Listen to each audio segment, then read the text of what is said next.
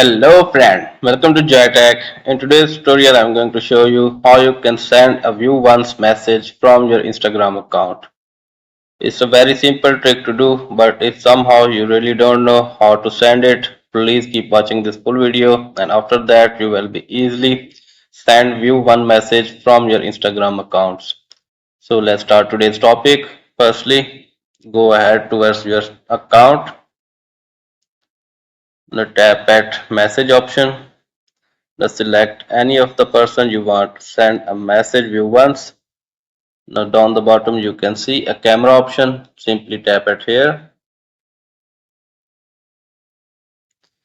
Now page my screen you can see. Now you can create any video or a picture. Now select it. Now down the bottom you can see a option allow replies. Simply tap it here until you see a view once option. Now down the bottom you can see a view once option.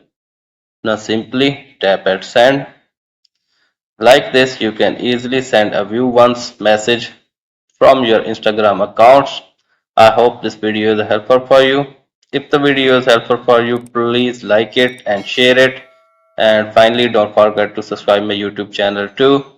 And if you have any question related to this or other, please comment me below. Thanks for watching.